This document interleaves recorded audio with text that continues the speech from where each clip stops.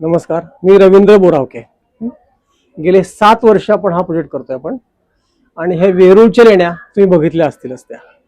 त्या इसवी सनाच्या साधारणपणे 8व्या शतकात कैलास लेणं जे बांधलं गेलेलं आहे तेव्हा कोरलेलं आहे. ते दगडामध्ये दगडामध्ये कोरलेलं ते वरून खाली करत आलेले. म्हणजे आपण म्हणतो जसं आधी कळस मग पाया, त्या फिलॉसॉफीनी बनलेलं आहे. त्या सगळ्याच मूर्ती ह्या दगडामध्ये कोरल्या, सगळं वरून खाली खाली आलेल्या आहेत त्या. ओके, आता ही जी आपण मूर्ती बघतोय त्यातली सॅम्पल केस म्हणून बघतो आपण. ही वेरूळच्या लेणं क्रमांक 21, ज्याला आपण रामेश्वर लेणं म्हणतो, त्या लेणीतली मूर्ती आहे ही. या मूर्तीमध्ये आपल्याला गाईड किंवा वेगळ्या पुस्तकातून कळतं की शंकर आणखीन पार्वती सारीपाट खेळतात, इथपर्यंत कळतं आपल्याला. पण त्याची कला काय आहे ही आपल्याला नीट कळत नाही. त्याच्यामुळे आपल्याच वंशजांनी केलेलं आहे काम आहे ते आपण एन्जॉय करू शकत नाही आता. ते जर मूर्तीशास्त्रानुसार आयकोनोग्राफी आणि आयकोनोमेट्री, म्हणजे आयकोनोग्राफी म्हणजे ती मूर्ती कशी ओळखायची आणि आयकोनोमेट्री म्हणजे त्याची मेजरमेंट्स कसे घ्यायचे. ते म्हणजे इथून ते इथपर्यंत एक ताल झालं. हे एक ताल म्हणजे ही 12 अंगुल झाली. ही असं देवताची मूर्ती इथून ते तळपायापर्यंत 9 तालात असते. 9 टाइम्स ऑफ दिस. हे जे लिहिलं हे तुम्हाला विष्णू धर्मोत्तर पुराण जे आहे त्यातून तुम्हाला हे रेफरन्स मिळतात. हे घडलं गेलं इसवी सनाच्या 8व्या शतकात. विष्णू धर्मोत्तर साधारणपणे इसवी सनाच्या 3ऱ्या किंवा 4थ्या शतकात झालंय. त्याच्या आधी जर रेफरन्स बघितला तर कालिदासाचं कुमार संभव काव्य ते तुम्हाला इथे पदोपदी बघायला मिळते. वेरूळमध्ये तुम्हाला ठिकठिकाणी दिसतं. ते फक्त ते बघण्याचा दृष्टिकोन ठेवायला लागतो. तो थोडासा सांगेन मी आता. पार्वती आणखीन शंकराचं लग्न झालेलं आहे.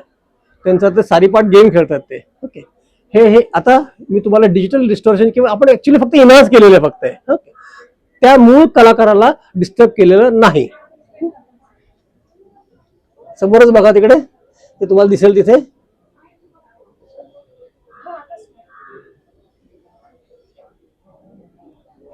दिसायला लागलंय.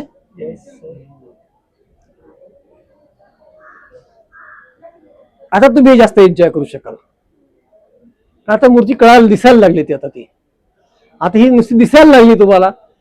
ह्याच्या पाठीमागचे भाव कळले, ह्याची जी कथा कळली, अजूनच एन्जॉय होईल. Let us understand that. Shankar आणखीन पार्वती दोघं सारीपाट खेळतात. शंकर दाखवलं 4 हातांचा दाखवलेला आहे. 1 2 3 4 4 हातांचा शंकर दाखवलेला आहे. ओके, सारीपाट त्याचे द्यूत सारखा खेळत होते त्या काळचा. पार्वती आतापर्यंत जिंकत गेलेली आहे. भगवान शंकर देवांचा देव महादेव हरत गेलेले आहेत. ओके, गळ हारले. नंदी लावला खेळाला, तोही हारला. मग त्या नंदीचे तिकडे टिंगला टावळा चालू. तिकडे कोणी शेपटीने चावा घेतय, कोणी त्याला माकड चेष्टा करते, कोणी काय काय पायाचं ओढतंय, कोणी काय काय करतंय. पाय पण ओढतात त्याचे. आता नंदी तो तेवढा पॉवरफुल असणार पण तो पण हारला गेलेला आहे ना, त्याच्यामुळे त्याची चेष्टा कोणीही करतोय आता. ते की नाही. आता ते काम चाललं असताना आता काय झालं की शेवटचा आता डाऊट खेळायचा आहे. आता शिल्प बघा, दगडामध्ये कोरलेलं बघा. हे आता पण फक्त आर्टिस्टिकली आपल्या स्क्रीनवरती फक्त बघतोय, पण इमॅजिन करा तर दगडावरती कोरलेलं आहे ते. ओके, इथे लक्ष द्या. भगवान शंकर म्हणतात आता शेवटचा डाव मी खेळणार. थांब, आता शेवटचा डाव मी खेळणार आहे. पार्वतीला कळून चुकलंय आता काय होणार आहे. काय आता माझी चेष्टा करता का तुम्ही. आता काय काहीतरी तुम्ही सांगता का ते, है की नाही. विस्मयकारक आहे हे चित्र, है की नाही. ती म्हणते नाही आता मला खेळायचंच नाही. आता मी निघून चालले. तर निघून जाताना दगडामध्ये कोरलेला भाव, आपल्या मानवी हालचाली ही त्या दगडावरती आपण हा हात असा लिहिला आहे उठायला, तो असं थोडासा बेंड होतो बघा. असं किंचितचा बेंड हो, सरळ राहत नाही तो किंचितचा बेंड झालाय तो बघा. थोडासा बेंड झालेला असा दगडामध्ये कोरलेलं. परत ह्या लोडवरती ती दाब दिलाय, ती उठतीये. तो लोड आहे तो दबला जाणार आहे. तो आता हा चपटा झालेला लोड आहे, तो गोल नाही येत राहिलेला तो. पण दगडामध्ये कोरलेलं.